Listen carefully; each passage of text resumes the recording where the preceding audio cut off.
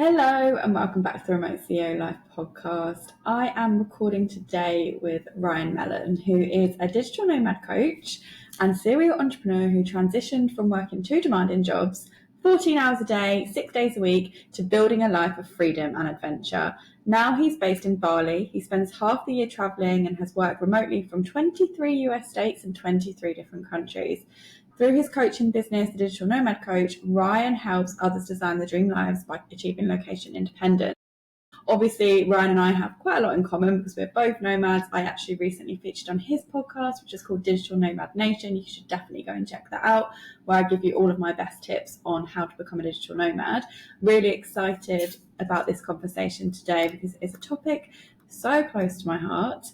Travel and helping people live the life they love and living a life of freedom. So let's get into the episode. So hi, Ryan. Welcome to the podcast. Thanks for having me. Excited to chat. Obviously, we've spoken before when I was a guest on your podcast, so you know a bit about my story. So now it's time to hear your story. So I'd love if you could give us a bit more of an introduction about who you are, where you've come from, and how you ended up being a digital nomad. Yeah, so it's quite a journey, but I'll give you the short version. We can dig in more if you want. But I was working two jobs, 14 hours a day, 6 days a week for about over 10 years and really got tired of that and started doing some solo traveling. Really got excited about seeing the world while still working those jobs. Then I decided I really needed to make some changes and I started to get into real estate and real estate investing specifically, built up a business in real estate investing while traveling the US and became a digital nomad. I've been a digital nomad for about 7 years now. So working from 23 US states and 23 countries. And right now I'm at home living on my sailboat for the summertime. Amazing. And I know you've just spent like the past few months in Bali, right? Like, so where else have you been? I know you've traveled a lot in the US and you've traveled a lot outside of the US as well. Where's been the places you've been to so far?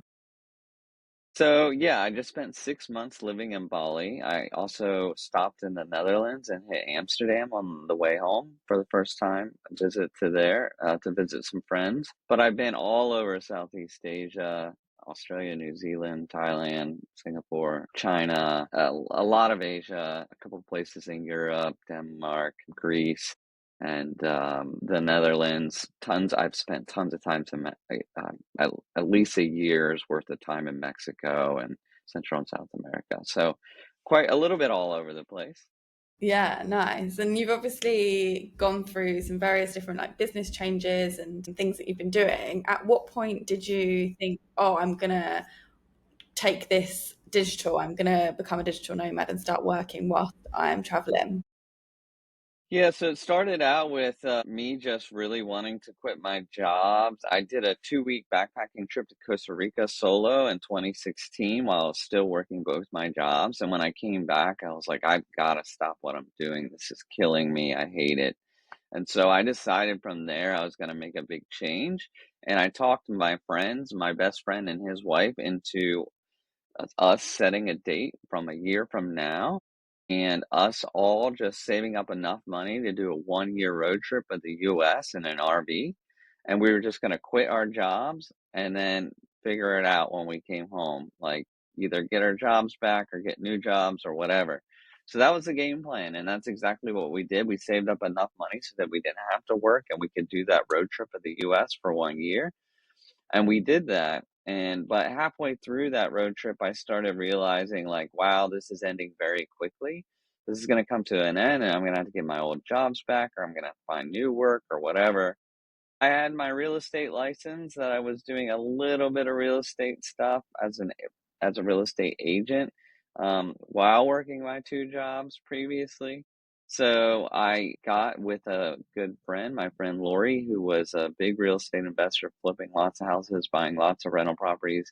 I called her and I said, "Is there any way I can help you find deals while I'm traveling on this road trip?" She's like, "Absolutely. I don't care if you're here or not. If you can do the paperwork, make the deals happen, let's do it." So basically, I turned my real estate agent job and used my real estate license to start doing deals while on the road. And we did about 20 to 25 deals in the last 6 months.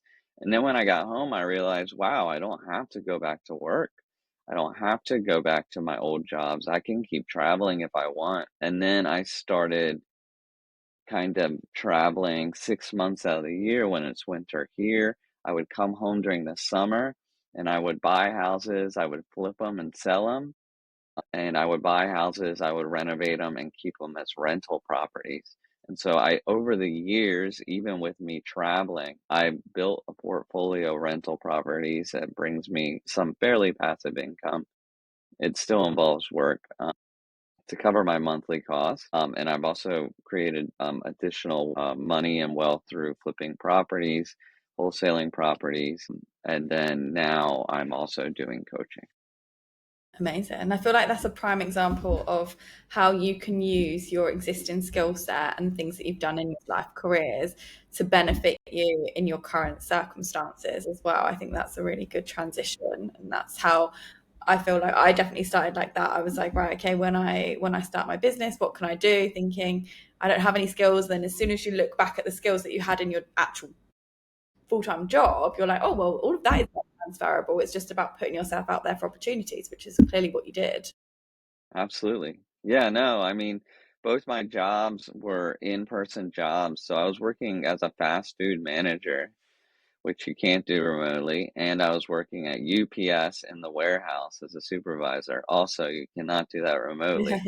Most people would tell you if you're a real estate agent, you can't do that remotely either, right? You got to be there to hold people's hands and walk them through houses and this and that and the other, but that's not the case if you work with certain clients. So I was able to take my skills from all three of those jobs and kind of transition them into and building a business around making sure that I can travel those 6 months out of every year as a digital nomad. Yeah, exactly. You had the goal, the vision of what you wanted your life to look like, and you worked backwards from that. I'm all about that. That is exactly what I like to teach people how to do, because I think so many people build the business because they want to find money or they just want to travel. But they don't necessarily think about like the whole picture of exactly what they want their lifestyle to Yeah. look like. They only get one of the elements of freedom, and it sounds like you've been able to get most of the elements of the freedom that you were desiring. So how have you been able to manage that business whilst you've been traveling and on the move? So yeah, it's all designed so that any boots on the ground stuff that needs me specifically only happens in the summertime when I'm home. So like for example, I don't let any of my leases expire until the summertime time. So people are generally are not moving in and out unless I'm here.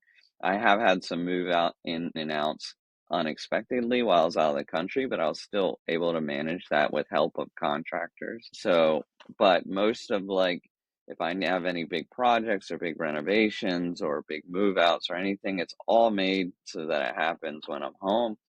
And then when I transition into travel during the winter, things kind of slow down a bit. There's not people moving in and out. I just address issues as they come up. The toilet's broken, the heat's not working, whatever. And so I build it so that I have some people that can help me when I need it and that it's not too much because I do manage all these properties myself. I don't have a property manager. It kind of slows down during my travel season. So that's I kind of built it to do that.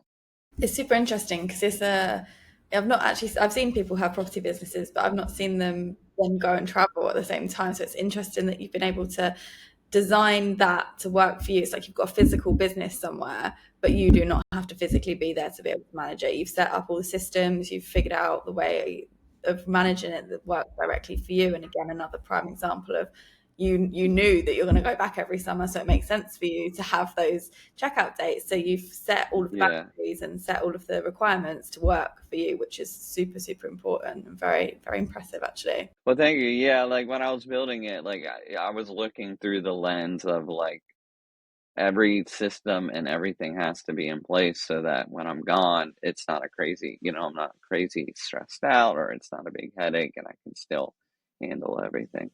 Yeah, super cool. And then obviously you've got your digital business. So talk me through some of the differences of like you set up the physical business where you're running it digitally, but then when you were setting up your digital business, was that a new world for you where you had to kind of relearn how to set something up on the online space? Like, talk us through the comparison of both of those business setup journeys. Sure. So yeah, the real estate was very hands-on and learning a lot of in-person networking and meeting with people and going out to see properties and managing renovations. Very different. But once I accrued enough properties and stuff where the money was coming in, it kind of transitioned into just managing remotely. But as far as like me being a coach and helping other people to become digital nomads, that was a totally new space for me. Uh, just figuring out like the websites and building things. Right now, I'm building out a super comprehensive course. It's 9 modules. It's like 5 to 10 hours of video and over like 700 pages of like slides, worksheets, and scripts. Like it's significant, like taking people from where they are now to where they want to go.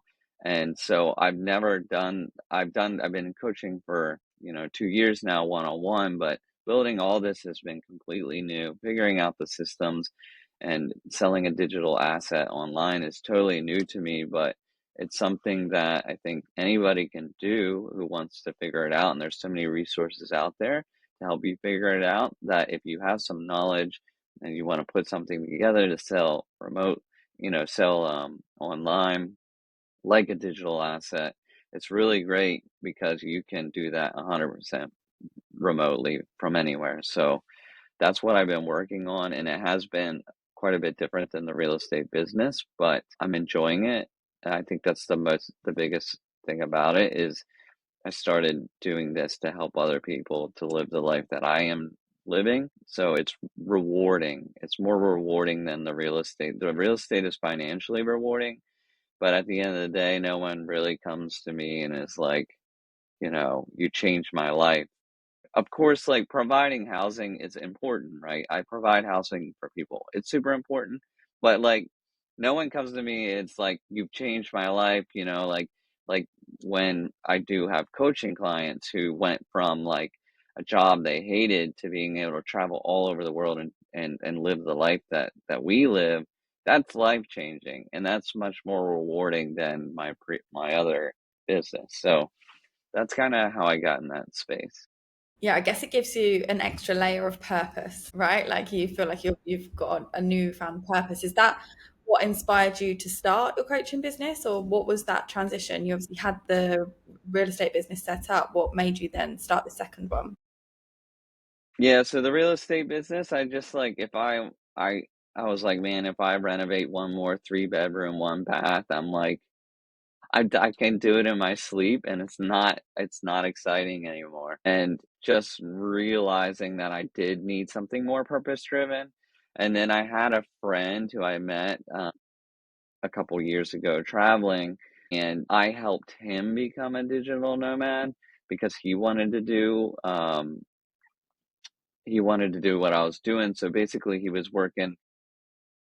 I met him in Mexico. He's a Mexican citizen, and he was working for a business, like in person digital marketing company, where he had to go to the office every day. So I helped him turn his skills that he had at his work into freelancing businesses on the sites like Fiverr and Upwork. And within 6 months, he was able to leave his job, travel the world, and he flexed his income all in one go.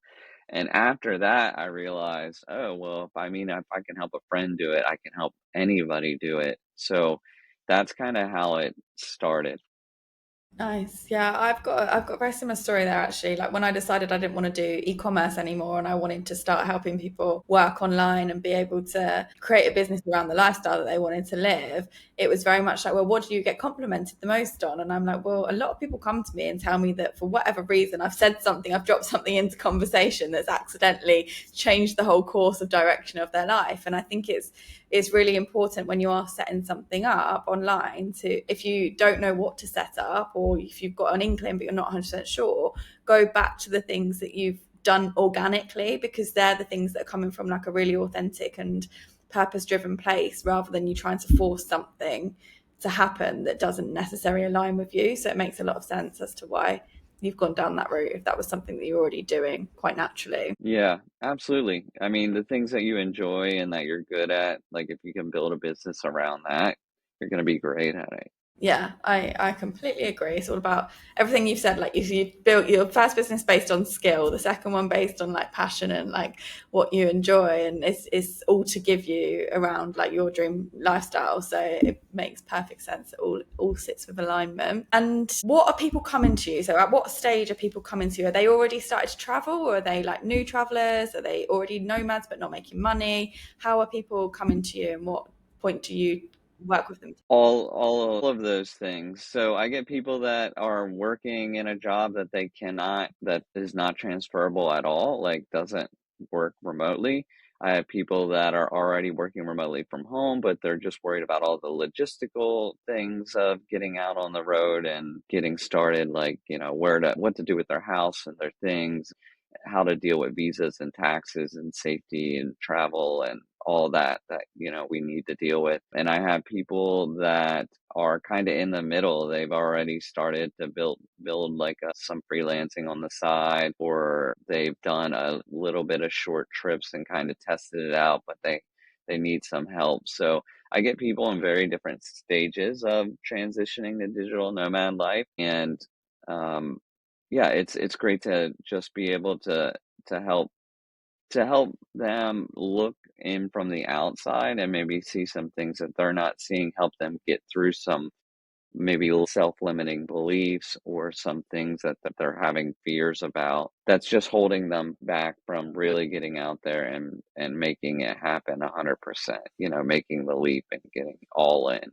Yeah, it makes sense. So are they mostly in the US and they're trying to travel internationally? Most of my clientele is in the US, but I have helped people outside of the US. So my content and course and a lot of my information is geared towards the US clientele, but I do have people from outside the country, so I can help people from anywhere. Yeah, it makes sense. And obviously, I'm sure you've faced the challenge of trying to build an online business whilst you're in different time zones of people, especially if you're in Bali and you're trying to work with the US. I know that that's quite a big time difference. It's varied. How did you cope with that? And how were you able to build your business regardless of the time zones? Yeah, so it's very significant time change in Bali, anywhere from 12 to 13 hours, depending on because we changed the time 1 hour in the US. So like half of my trip, it's 13 hours ahead, half it's 12. So it's just making sure that my clients know what my schedule is and what timing, like if it's in-person meetings for them, it's going to be in the evenings, which is usually works well for them because maybe they're working a 9 to 5 or whatever, so they're not going to have time to really jump on calls with me during the day, but they do after work in the evenings, which is my morning there. And then when I'm back in the States, we're both pretty much on the time zone, give one, we have 4 time zones. So, um, we're close, so it's easier, and my availability opens up even more if someone's available to me during the daytime. So, I've been able to manage it okay, just making sure that you set the expectations that the time that you're available is gonna also be work for whoever you're helping. Yeah, definitely. I think it's all about setting expectations when it comes to things like that. And just from you on a personal perspective, how has that been setting up a new business whilst you're on the move? I know that you travel a little bit slower and you stay in one place for a period of time. Has that been difficult, or have you found that quite straightforward? Yeah, I would say so this last trip was the first time I've ever stayed in one place for so long. Like I'm starting to slow mad, like all the professional digital nomads eventually seem to start slowing down and sticking Sure. to a couple of their favorite places just because it is stressful and it is a lot to jump around. Like my first year, I think I did 8 countries in 6 months.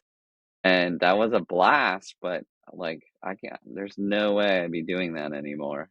So, staying slow matting and, like, being in one place longer, and that with the advent of digital nomad visas that allow that, there's over, like, 60 countries now that have digital nomad visas. That wasn't a thing when I first started in my 2019, I think, was when I went international, end of 2018. So just staying in place longer makes a big one place longer makes a big difference, and it's not hasn't been too challenging. Yeah, I agree. I think, like you say, most nomads that do this full time eventually get to a point where we're like, we actually kind of want a role reversal and go back to having some stability, the thing that we've been escaping for the past few years.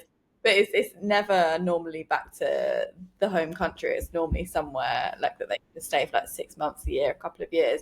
I've done exactly that. Like I've been fast traveling for the past like 2.5 years. I lived in Bali before that for 18 months, and now I'm like, okay, I'm ready for some stability now. Like I'm quite tired of thinking about all of my things I have to think about on a daily basis on top of running a business. That's why I was asking the question. Yeah. For me personally, I found it when I first started Nomading, I had a business that I was very well established. I didn't need to set something up from scratch, but where I've been in the past 9 months to a year, pivoting my business and basically rebuilding. Although I have all of the foundations from my old business and I kind of have all the lessons learned, it's still essentially like I'm restarting something. And I think for me, that would have been near impossible had I have also been living the life that I was living last year. I actually tried to set up a second business over the past 2 years whilst I was fast traveling, and it was so hard, like so difficult. And that was more of like an e-commerce business, so it's even more demanding than what I do now. Yeah, I think going back to kind of what you said at the beginning around like, you already had your property business set up essentially, and then that was just maintenance as you went along. I think that's way smoother transition into nomad life than trying to set something up as you go. Have you had any experiences with that with any of your clients, or what would you suggest in those circumstances if you're starting something new and want to travel at the same time? Well, I mean, I kind of did build my real estate business while traveling, albeit like just 6 months out of each year, And I would say to my clients, definitely it's much more, it can be done. You can, like, if you've got some money in the bank and you got some savings, you can start earlier and you can hit the road and build a business while traveling. But I wouldn't suggest it. It's definitely just adds an additional very big stress factor into the whole situation, especially when you're new nomading. There's a lot to take in and a lot to figure out. Like once you've been doing it a couple of years, you can kind of pop into a new country in your sleep and figure it out. There's still stress there. It's still a lot to do, but you know the ropes, and it's not as hard as when you're new. So I always suggest, if possible, to build out the business and have that income and have being kind of fully remote before you hit the road, because you're going to be much more successful at it and it's not going to be as stressful. I would agree with that advice for sure. And you mentioned like some of your clients sometimes have limiting beliefs that prevent them from taking that first step. Did you also go through something similar? Did you experience any limiting beliefs or mindset blocks when you were starting out in this journey? That's a good question. So I would say that no, not really. No, I was just like really, I had to think hard about that. I was really gun ho about, like, after that Costa Rica trip and me just hating the amount of in-person work that I was doing so much. I was just like, I'm gonna do this at whatever cost and I make this happen and figure it out along the way. And I did exactly that. And it wasn't always easy. There was definitely some moments where I was doubting myself, or like where income got low or things got stressful or things went sideways. But that's just life in general. Like that's going to happen to you whether you're traveling or sitting at home watching TV every night after your job. Like that's just life. So I really just went for it and figured it out along the way.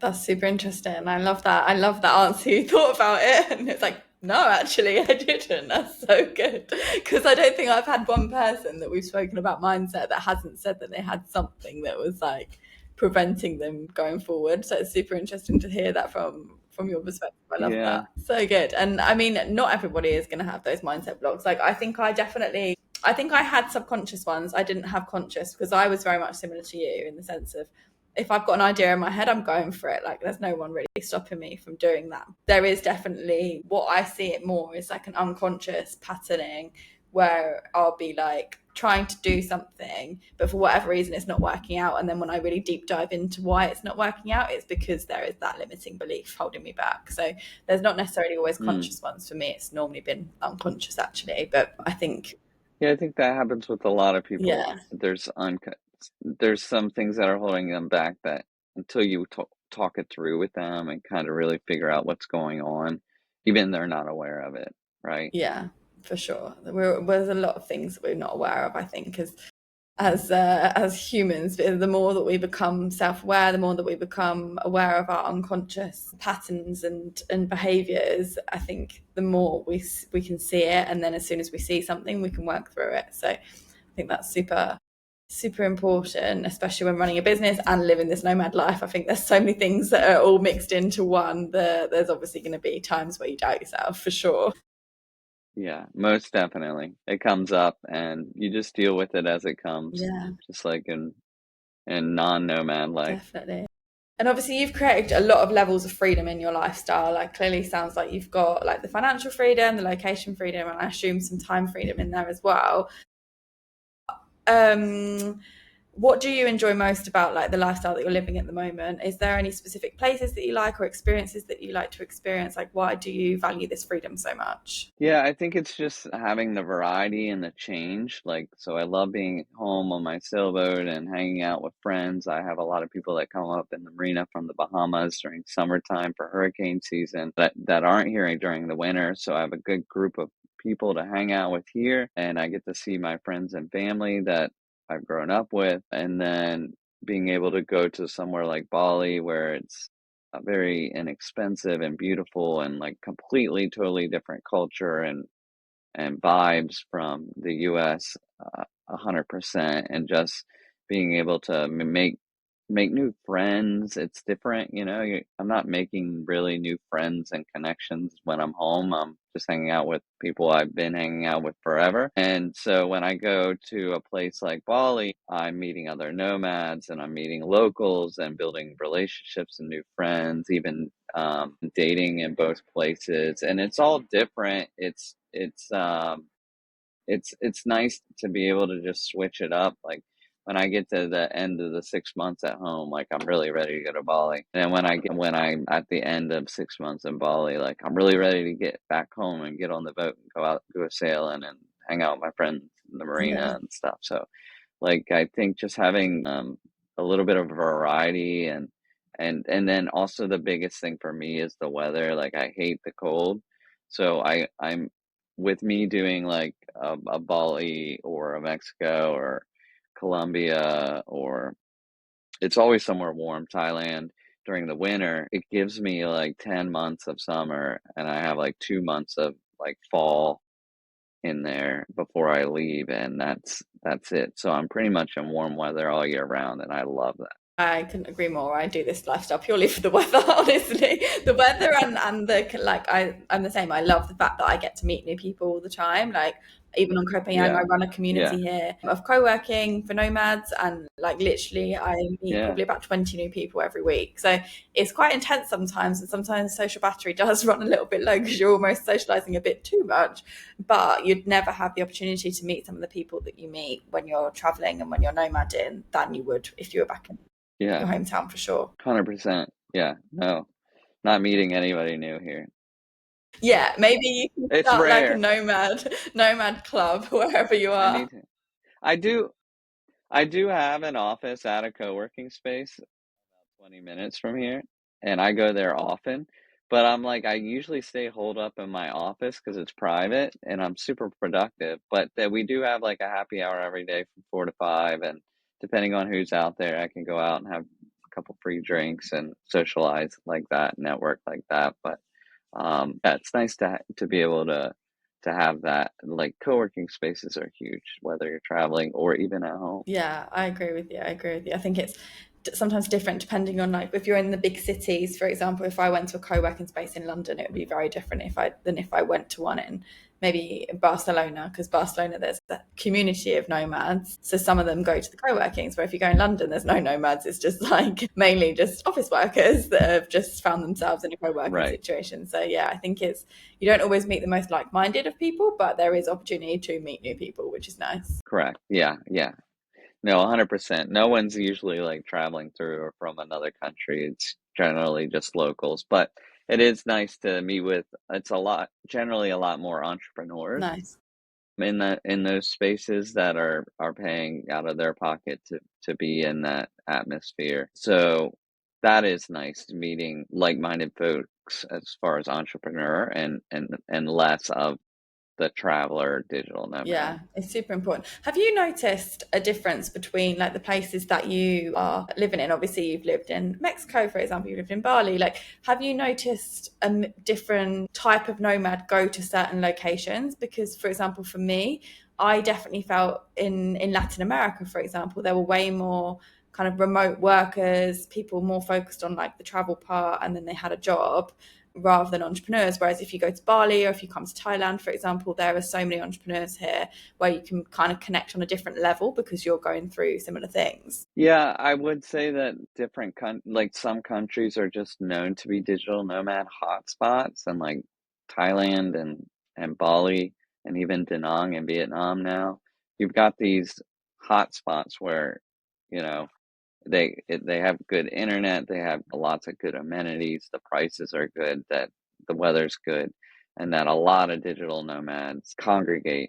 But then when you can get into other places that don't really have you can't check those boxes. It's more of the backpackers or travelers, and it's less nomads. And any place that's more remote, where internet is spotty, you're always gonna have way less nomads, because we gotta have good internet to make things happen. So I think that plays a big role. And in a lot of countries, like developing countries, internet can be spotty except for like certain places, right? So um, if you're outside of those places, you're going to find more of the folks that are like taking a sabbatical or on an extended holiday or something like that. Yeah, no, I agree with you definitely. And have you got a favorite place that you've traveled to as a nomad? Well, of course, I love Bali because I keep going back there.